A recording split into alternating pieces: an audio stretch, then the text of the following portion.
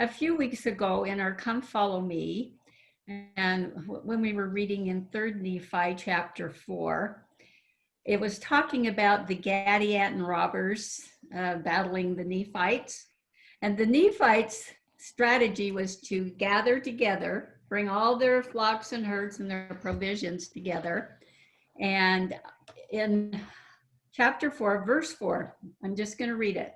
Therefore, there was no chance for the robbers to plunder and to obtain food, save it were to come up in open battle against the Nephites. And the Nephites, being in one body and having so great a number, and having reserved for themselves provisions and horses and cattle and flocks of every kind, that they might subsist for the space of 7 years, in the which time they did hope to destroy the robbers from off the face of the land.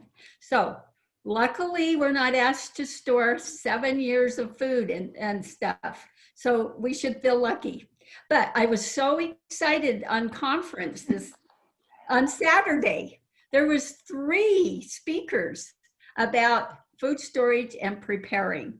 It just made me feel so great. And President Nelson, I'm just quoting him, his one talk on Saturday night says, if you are prepared, you will not fear. He says, for decades, the Lord's prophets have urged us to store food, water, and financial reserves for the time of need. The current pandemic has reinforced the wisdom of that counsel.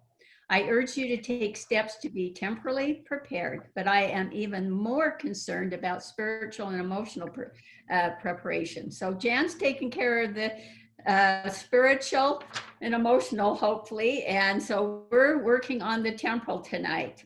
And then at the end of his talk, he said, never stop preparing. So I'm taking that as an ongoing preparedness, and that's what I always said. It's hard to get prepared all at once. It's just overwhelming. It's expensive, whatever. So it's an ongoing thing, a little bit at a time. And so we're not overwhelmed. Tonight we're going to continue on with, our flyer, Be Prepared. We talked about the 3 to 5 day preparedness, where your 72-hour cat, you grab and go. If you get to drive away, you get more things in your car, and at least 2 weeks supply of food. So today we're talking about staying at home and 3 to 12 months. Now you think, okay, that's a long time, a year, but you can do it. We're going to start with 3 months and then work our way up. And then on the back is the 10 different areas of preparedness. We'll be talking about tonight the food storage and cooking and water storage. And then if we have any more time, we will briefly discuss some of the others. So let's start on our 3 month supply. Food storage is primarily a matter of just knowing what to store and then to turn it into meals that your family's going to eat. So you do that all the time. Obtaining and storing and using food isn't really complicated, because you just do a can, a bag, whatever at a time, and slowly work your way up. So the 3 month supply of food just consists of the food your family is already eating. But by having the 3 months, you've got supplies. And if you get sick, if you, have surgery or job loss, or there is a natural disaster, you're good for those 3 months. You got all your supplies for 3 months that you can feed your family. Now, the 3 months, as you're planning this, think of food. This can include food, it's already on your shelf, you're in your pantry, food in your refrigerator, frozen food that's in your freezer. Working, but the sound's not working, so you leave that there. Okay. Your garden, if you've planted a garden, food in your garden, box ready to eat meals. So it encompasses all this, what you're regularly cooking and fixing. So you can do the 3 months in a couple of ways. One way is every time you go to the store or when you go for your week's supply or what the menus you're fixing that week, just buy extra. And you can slowly work up to your 3 months. The other way is a little bit more organized, takes a little bit more time, but you can plan it better. This is where you get your sheet of paper, you plan out your meals, breakfast, lunch, and dinner. And some people don't plan lunch because the kids should be at school, your husband should be at work, or if you're home, then plan them. And some desserts and your snacks. So get those all planned out. So for 2 weeks, your 14 breakfasts, your 14 dinners, put them out. Now, in this 2-week time period, try to make it so you only have the same meal once in that 2-week period, because we're going to double that to make a month, and then we're going to triple it to make 3 months. And do a variety and do, different meats. So you do have this variety. But included in here should be the no-brainer meals, the things you just grab if you have a busy day and whatever, if it's, I think my no-brainer meal is spaghetti, but a can of soup or stew or whatever. Include those in your planning. Your freezer meals, whether you've bought something down at Costco, the frozen lasagna, or with just the two of us here, when I make soup or whatever, half of it goes in the freezer for another meal. Include in here your prepared meals and prepackaged meals, your pancake mixes, your soups, chilies, mac and cheese, and all that stuff, whatever you're fixing regularly. Your freeze-dried meals, and the prepackaged freeze-dried meals, but always know that you need extra water for those. And include the things you're making from scratch, your meals you're making from scratch. Get the recipe out, put down all the ingredients you're going to need, so you'll have that in your supply for the 3 months, and you can make that recipe and keep that recipe, but put those ingredients down. And if your one meal is going to have a lot of leftovers and you don't freeze them, you can include that in your menu, leftovers for this night. Also, some people are buying the 30-day emergency food buckets meals. And like I mentioned last time, just make sure you're getting what you want. Make sure the serving sizes are what you want. If it's a serving size is a half a cup, that's not going to fill you up. You're going to eat more than that. So your serving size goes down. Check your calories. Some of them only have 800 to 1200. And, you probably need about 1,500. Men need at least 2,000 or 2,500. So just check those and check your proteins, if they have any meat in it, the fiber, carbs. This is a more expensive way, but they last 20 plus years. So it's a good idea to have some of those too.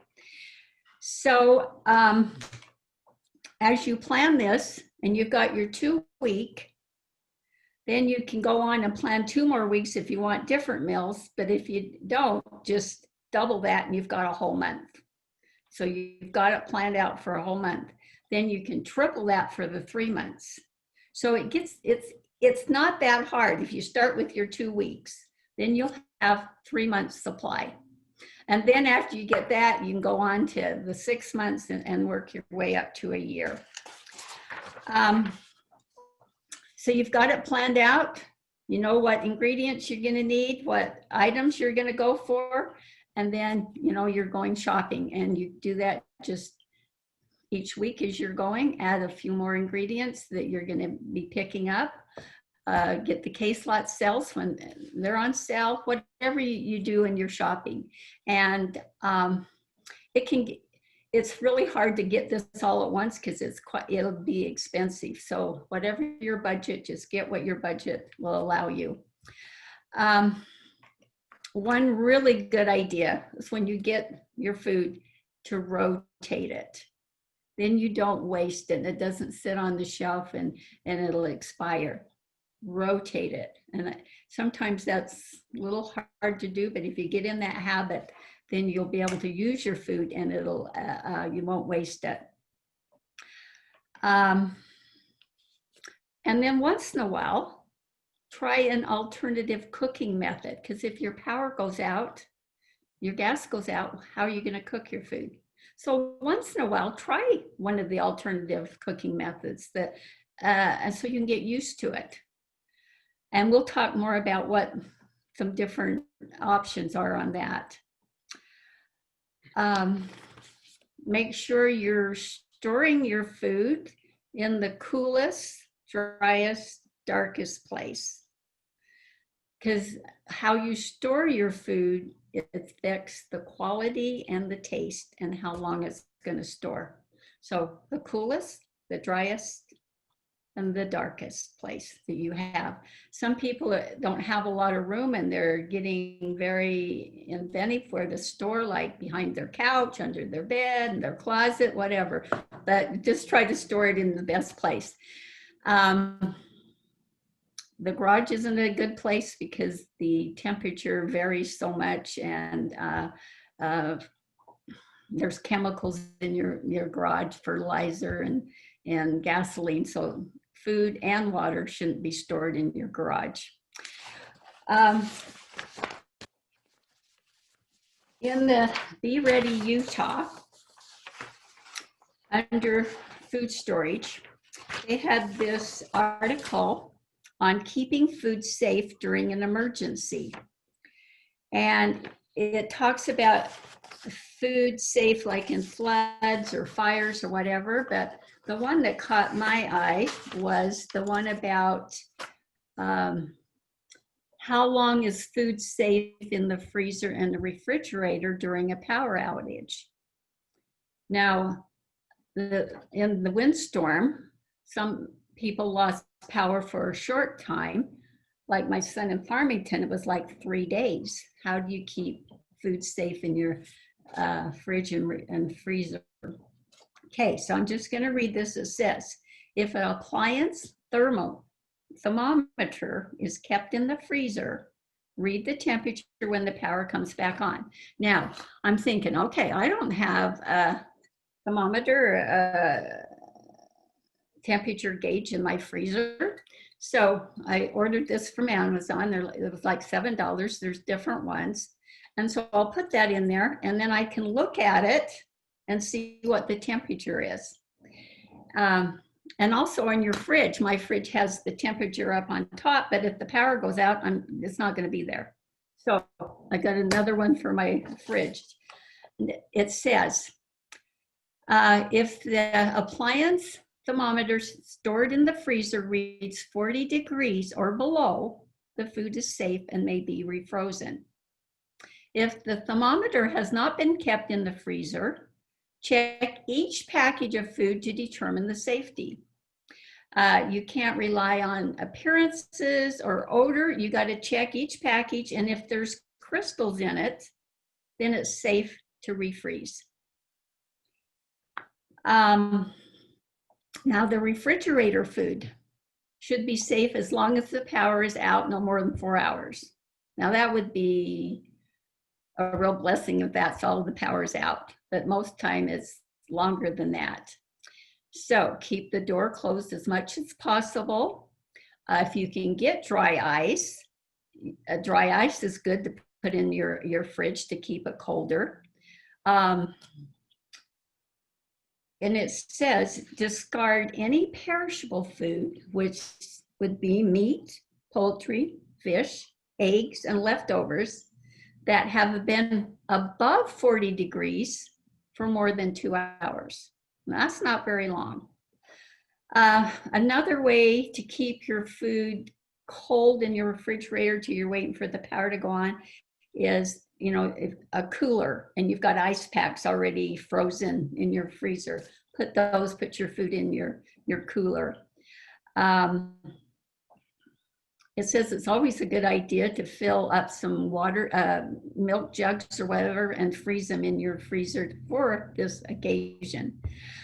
Another thing, another question they ask, if it's winter, can you put your food from the fridge out in the snow? And it says no, because the sun's rays will make the temperature go up and down and cause it to go bad. So you shouldn't do that. So you've got your 3 months supply of food. You've worked on that and got that ready, got that stored in the right place. Then you can eat, like I said, just times that another 3 months and work on the next 3 months, and you'll have 6 months. But along with this, we need to talk about the long-term food storage. Now, these are just the basic items that we kind of use all the time. They're kind of the foundation for what we eat and what we cook with and bake with. So these long-term food storage items, they are life-sustaining and are high in nutritional value. So they're good to have on hand, and they are the least expensive of the food items you're trying to buy. So they include the grains, which is wheat and corn, oats, barley. And I know some people, if you have celiac disease, you can't have wheat, but if you can eat wheat, it's good to store it because it lasts so many years. And then wheat turns into flour.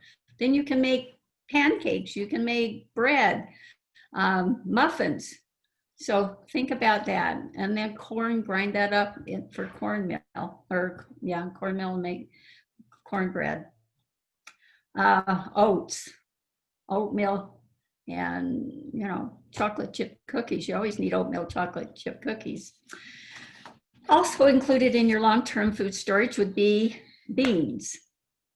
And beans are really good because we use that in a lot of soups and casseroles, Mexican dishes. And they last a long time. And also on beans, you can use beans as a replacement for oil and butter and shortening if you've run out of that during an emergency.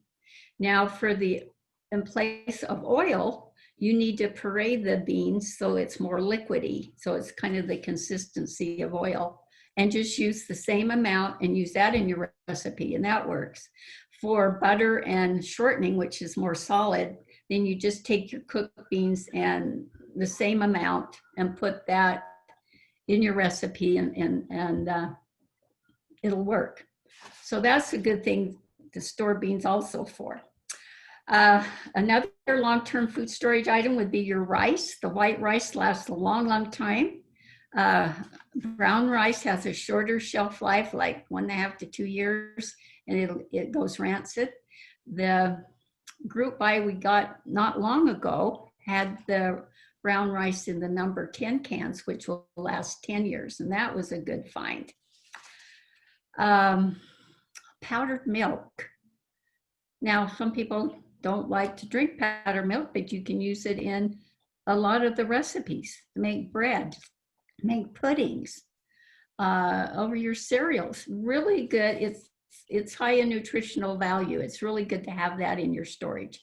And now the church's storage place, food storage center, their powdered milk is in the Mylar bags, and they will last 20 years. Really good to have those on your shelf. Okay, let's go on. We have sugar and honey.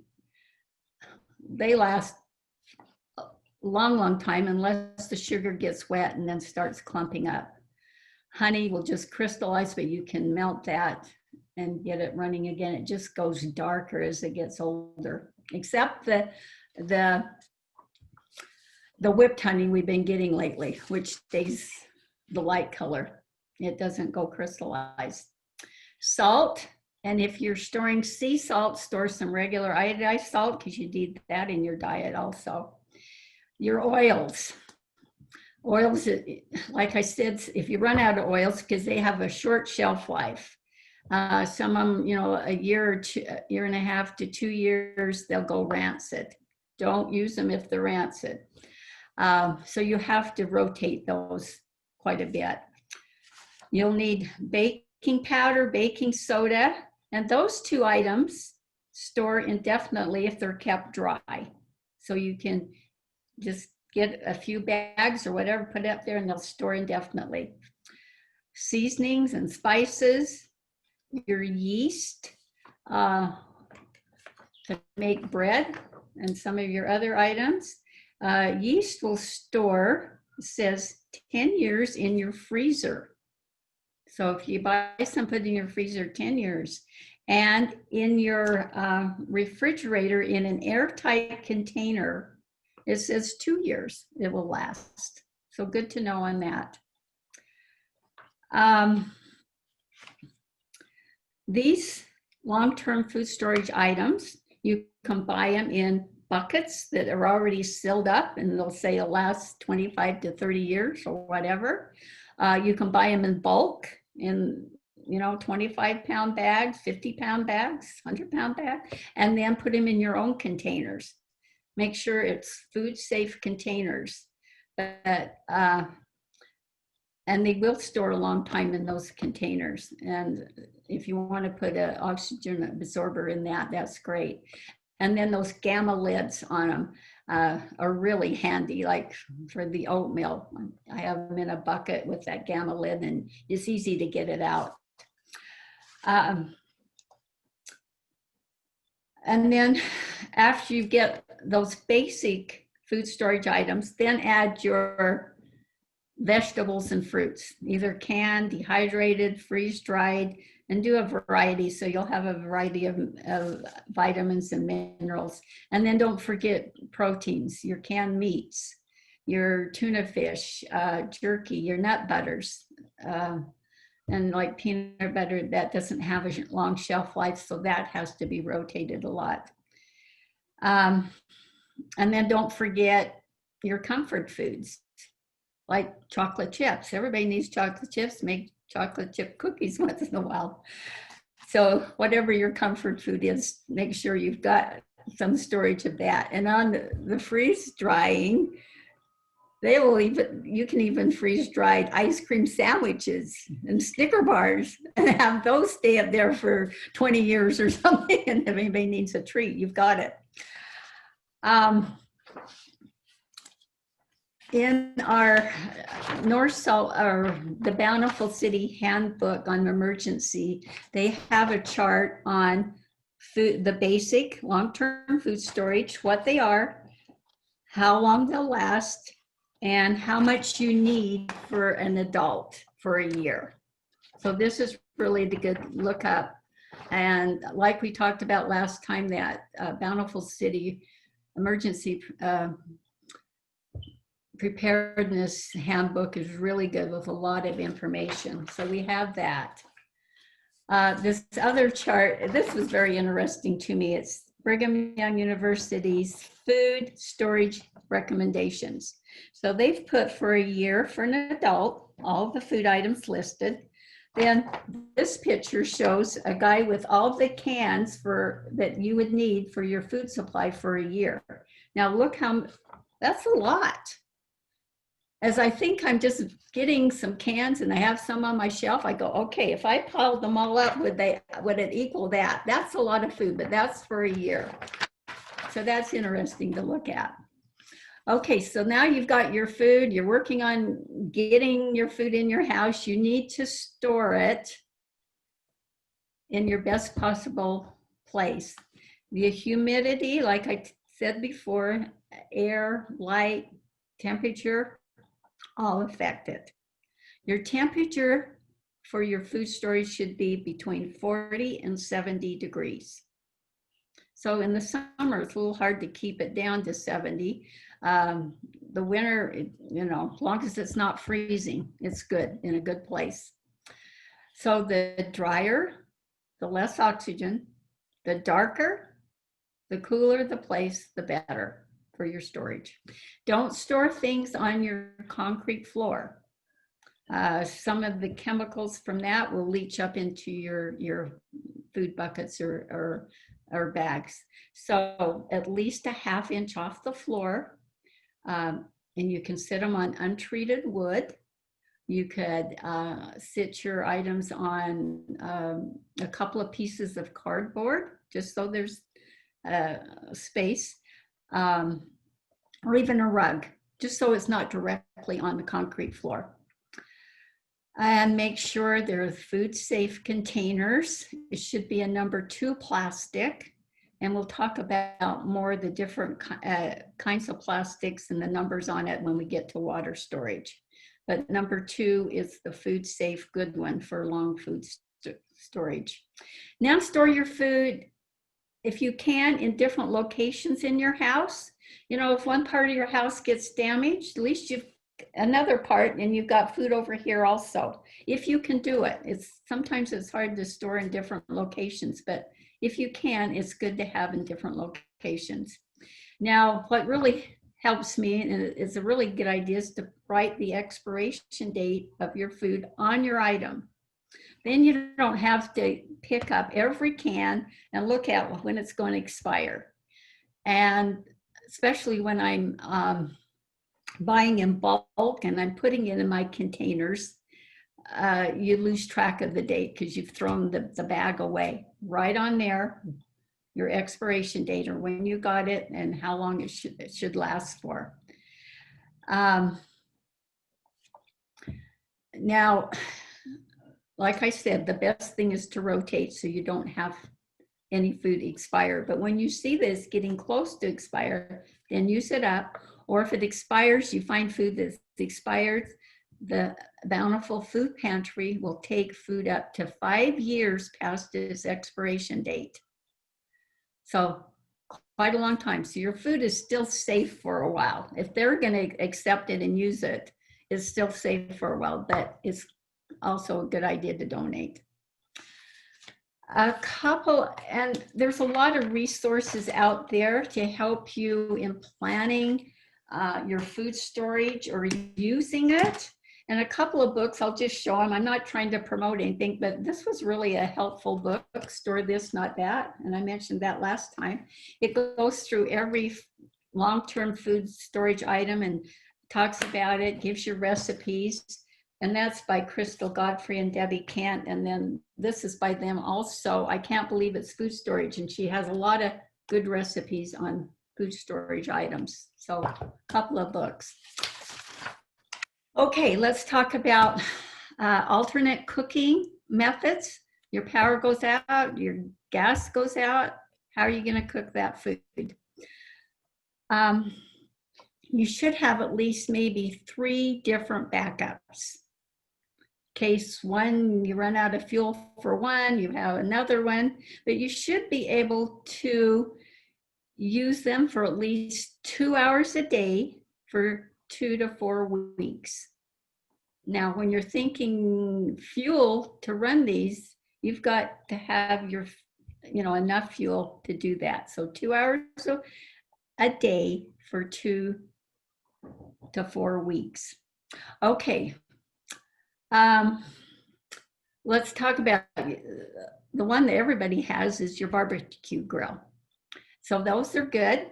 If you have a small barbecue grill and you just have a 1 pound propane little tank, 1 pound will only burn for 5 hours. So for 2 weeks, you would need 7 of those 1 pound propane. Now, if you have the bigger ones, the 20 pound propane tanks, it burns for 36 hours. So for 2 weeks, you'd only need the 1 tank. So having a couple of those will last you quite a long time. And propane lasts indefinitely. So a good item to have extras of. Okay, I was going to show you. If you look back here on my wall, and I'll try to get back there. Another really good one is the sun oven. Let's see, can you see my sun oven? Right there. You cook down in it, you pull the reflectors down. I don't know if you can see that. And the sun, you need sun, but the sun will heat that up. Sun ovens are very good to bake in. You can bake bread in them, cookies, whatever. They will cook eggs, boil eggs without water. They will boil water. You can put a frozen chicken in it or a frozen roast, and it will cook that, and very delicious too. So sun ovens are really good. The downside is they're expensive. And lately, all the emergency preparedness stuff has gone sky high. Used to find a sale on sun ovens for $299 or $325. Now the cheapest I can see on sale is $389. So they're more expensive, but they work good. Okay, let's look over here.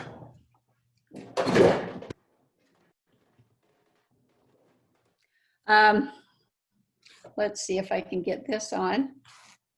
The another one is the volcano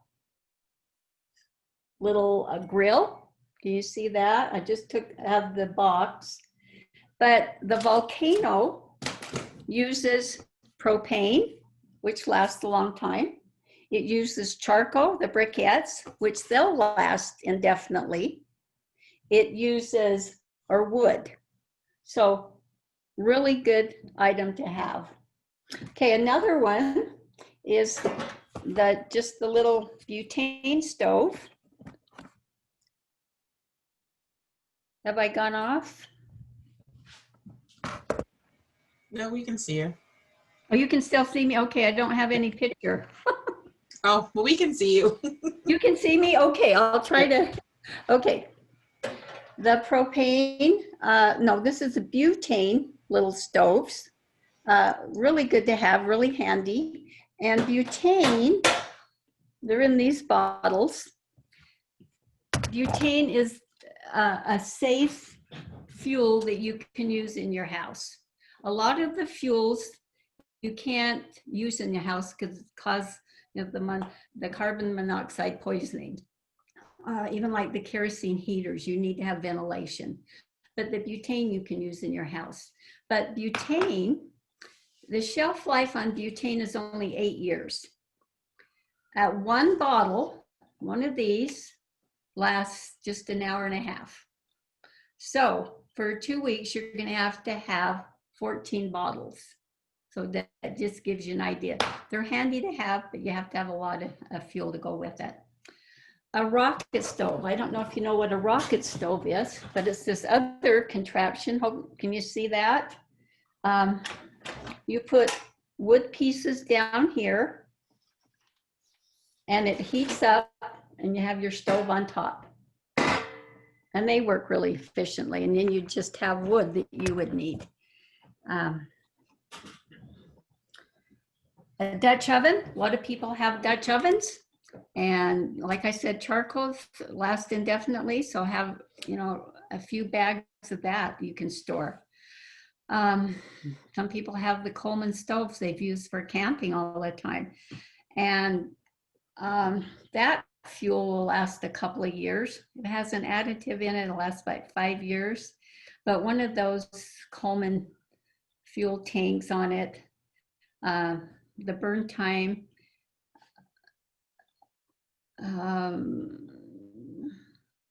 for 2 weeks, you'd need about 2 gallons. Okay, another really cheap, inexpensive, really easy thing would be to make an apple box reflector oven. Now these, you just have your apple box, just like this, should have a vent on the sides. You cover it in tin foil.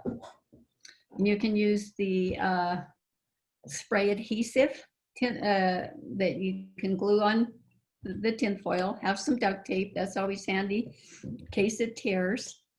And you put that over some briquettes.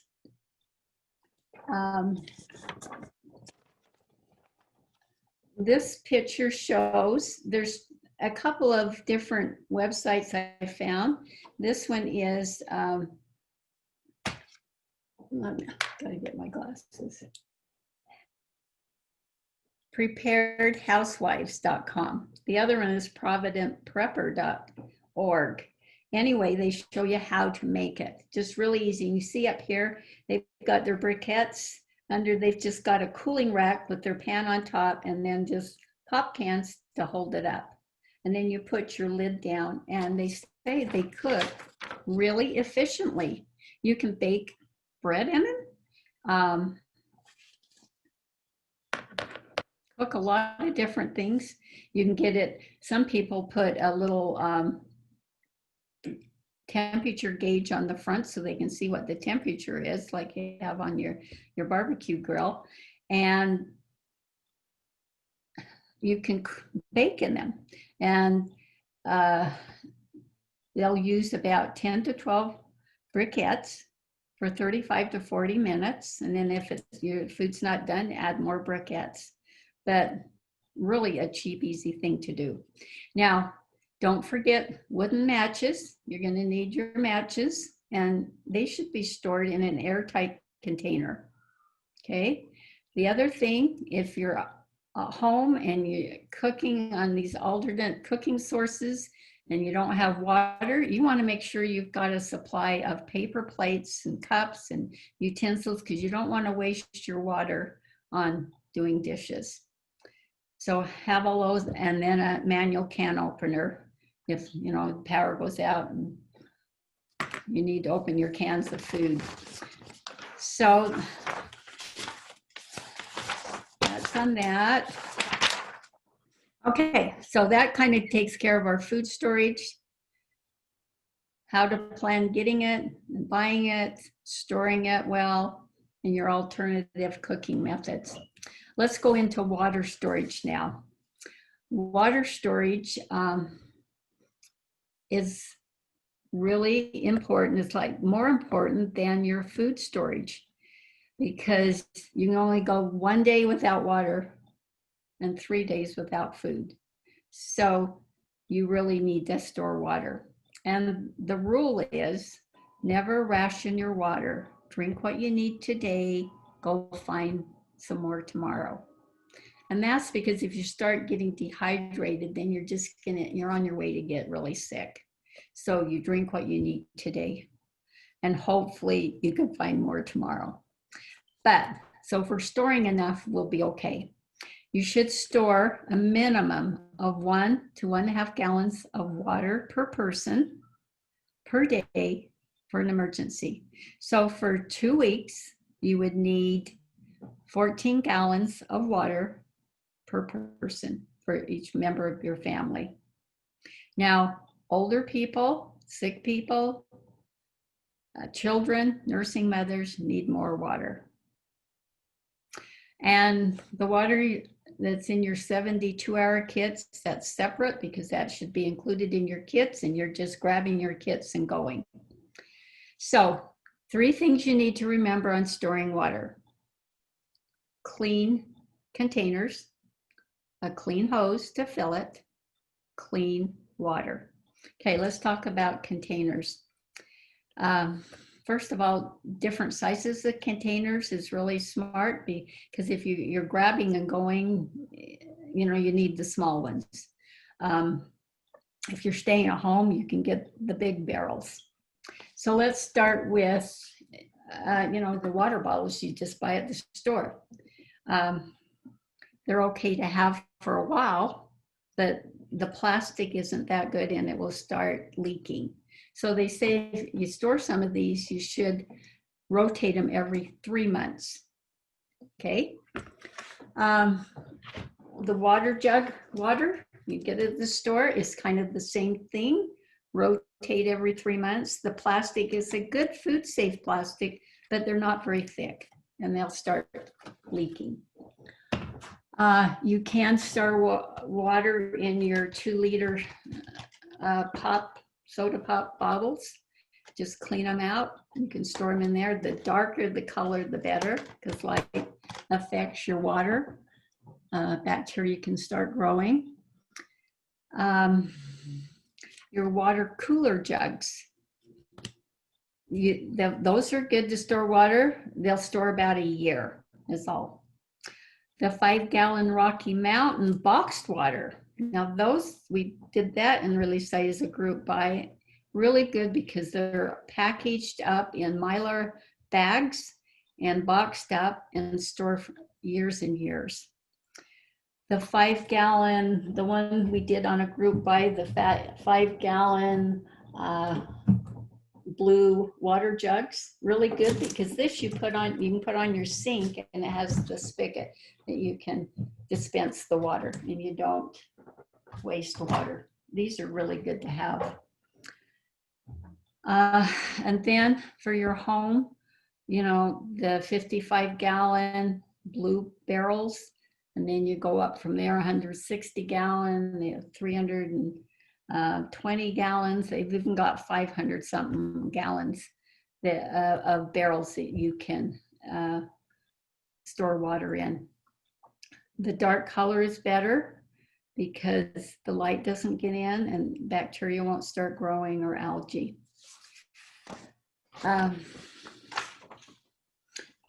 Some people are processing water in their canning water, and that will sterilize the water and it's okay, but it's not the best because glass will break and it's heavy. So it's hard to take it anywhere, but you know, if you have a shelf and you have bottles, you could do that. Cartons decompose, so don't store water in cartons. Milk bottles will decompose also, and it says don't store in chlorine bottles. They'll start leaking after a while.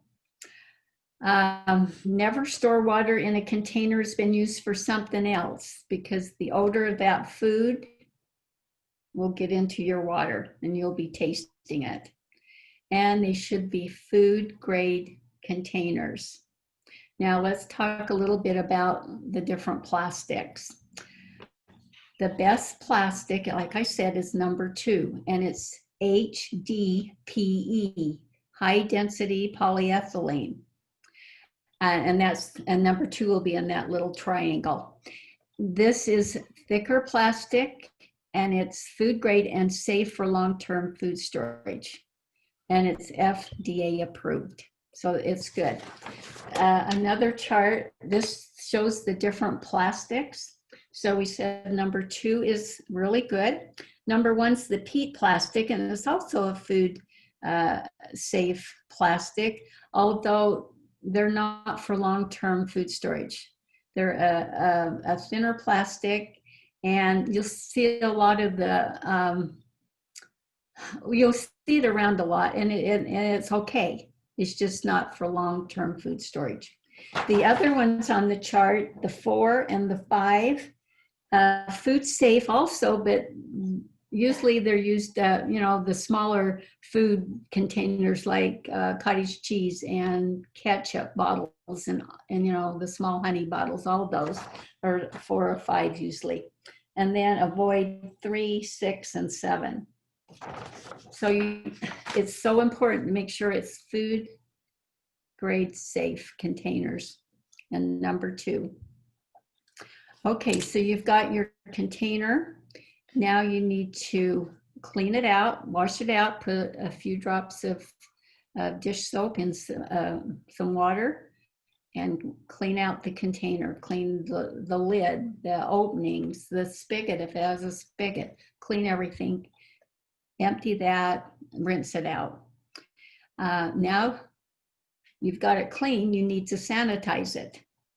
You need put a teaspoon of bleach in a gallon of water, swish that all around in it, make sure the openings, everything, so everything's sanitized.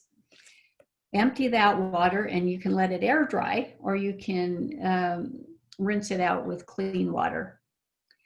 Now, bleach, our household bleach, it should be unscented, regular household bleach. And the expiration date on bleach is 1 year. But you got to understand that as it's getting to that year expiration date, it's losing its effectiveness.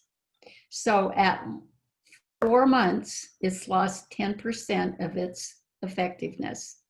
So if you're trying to sanitize and you're doing, sanitizing your water and the containers, you need probably fresh bleach, unscented, regular household bleach. Okay, so you've got your container, you've cleaned it, you sanitized it. Now you need a clean hose. All hoses are not made equal. Garden hoses are made with different material, and chemicals leach out. It's laying in the sun for years. Chemicals can leach out in it. It's not food safe. You need to find a hose, and they're not that long. They're just smaller hoses. Mine's white. Anybody want to borrow, you could. But it'll say drinking water safe. So it's made out of good plastic that won't contaminate your water. So a clean hose is important. Next, you need to fill it with clean water. Your regular tap water that's been treated by the city over and over again is good to fill because it's already been treated. Now, if you have a filter on your house water and it's taking out the chemicals, then you're going to have to add some bleach to it to make it sanitized and make it good so you can store it for a long time. If you have well water, the same thing, you'll have to add some bleach. Now on our chart, this is from the Bountiful City handbook. It has a chart down here. It's water storage, but it has a chart of how much bleach. And like it's 8 drops for a gallon of water. And it says you put that in your water, you let it sit for 30 minutes. And if it doesn't have a slight bleach smell, then you need to do it again.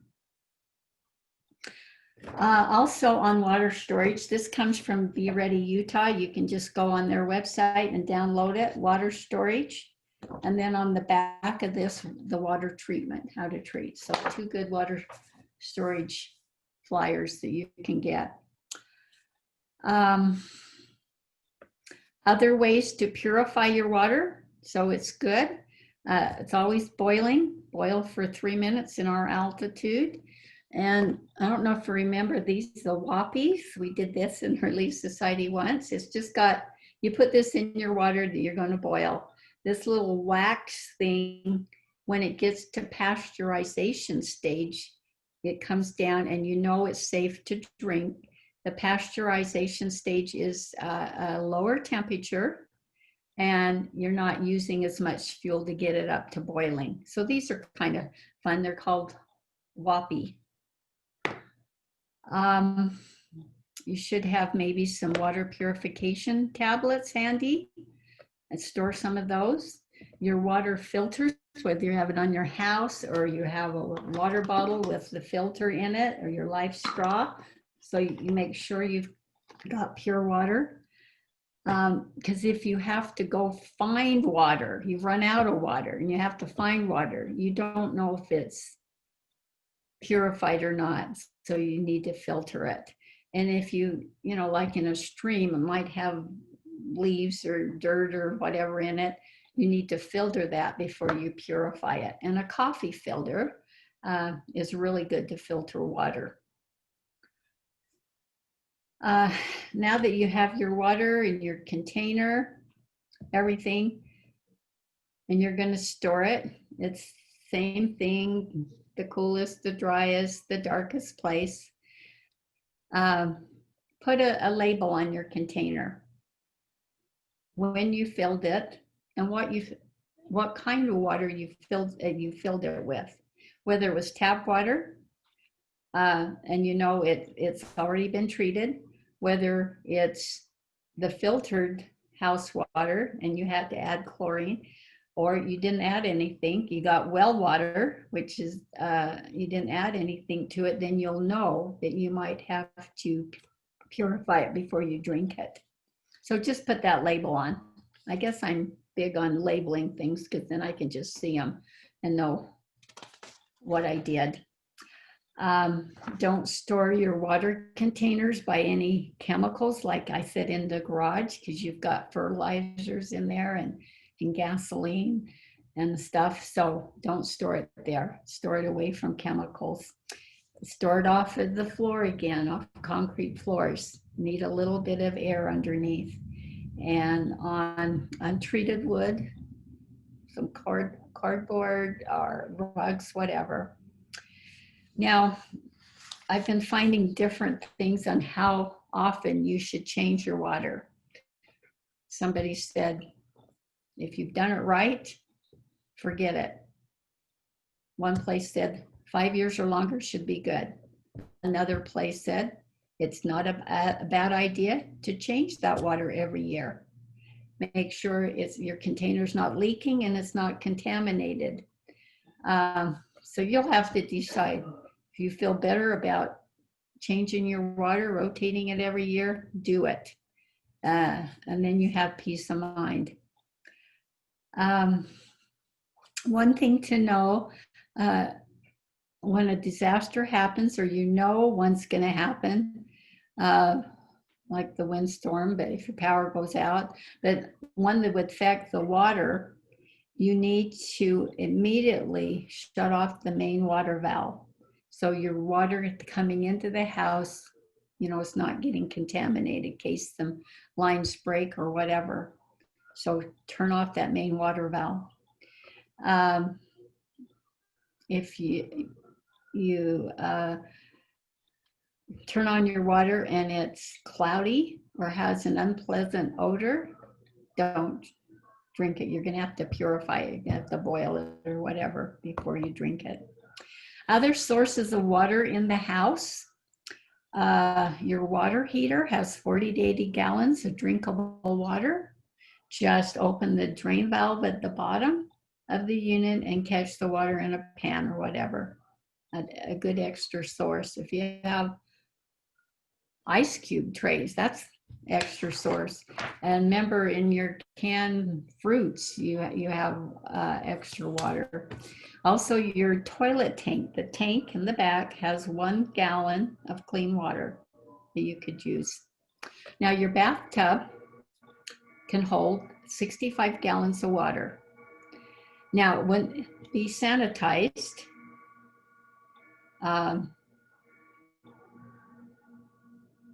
because of the tub, but you can get, like, they're called water bobs. It's like a big, giant, it's a tub bladder. And if you know a disaster's coming and you want to be prepared for it, you fill that up. It's in your tub, you fill it up, but it's sanitized because it's in that water bladder, called a water bob, and that would be safe. And that's 65 gallons of water right there. So that's a good idea. All right, so we've gone through water storage. I'm just going to tell you the resources again. The Be Ready Utah, just go on their website, a lot of different information. The Bountiful City Family Emergency Handbook, and also on Bountiful City, a couple of years ago, they had this lady, she's called the Prep Lady, Becky Goodrich. She gave a presentation, water storage in the home. And just look, you go under emergency or water storage and presentations, just go under presentations. It's her slides she used on all her presentation that night. Really good information on water storage. She has about everything in here, and that's where the plastic numbers, what's good or not, came from, is from her. The North Salt Lake Emergency Handbook, Utah State Extension Services. They have a really good, very quite thick. This is double-sided on food storage. Utah State Extension. So those are the sources. So hopefully you're good on food storage and water storage. Let's just take it. I think we've got a few more minutes. So let's go on our different areas of being prepared. And the next one is shelter and warmth. Now, you got to remember, you know, we're getting into winter, and you've got to have an extra, some backup heat source. The kerosene heaters, but you can use those in your house, but you need to have ventilation. If you have a portable little generator that you can plug in a little heater, that would be good. Now you've got to remember, you're not trying to heat your whole house. Maybe one room, try to keep warm, but you're really trying to keep the people warm. So extra clothes, extra coats, extra blankets, whatever, keep the people warm. And one idea, they said, you got your one room, you're trying to keep warm, put a tent up in there and have everybody sleep in that tent, and that generates more heat, and that will be warmer at night. Fire bricks, or get some rocks and heat them up. Extra bedding have on hand, and like a portable generator is really good. Except my son, when the power went out up in Farmington, he had a portable generator, but he had to get gasoline, and a gallon of gasoline only lasted 5 hours. So you got to have a supply of gasoline, and that's hard to store too much of that. Lights, the solar lights, the battery lanterns, your candles, whatever you have for lights. Now, sanitation. Sanitation is really important, especially if your water's cut off. You're not going to have the sewer going. You can't flush your toilet. So you got to have an emergency toilet. Let's see. And you get you can see a 5-gallon bucket. They have the toilet lids, and then you fill it up with your sanitation supplies, your garbage bags to put in. I've got hand sanitizer, you got toilet paper, gloves, everything to do with this, and even cat litter. Store some cat litter, because that will take care of the smell. Lysol spray, whatever. You need to have your emergency toilet as a backup.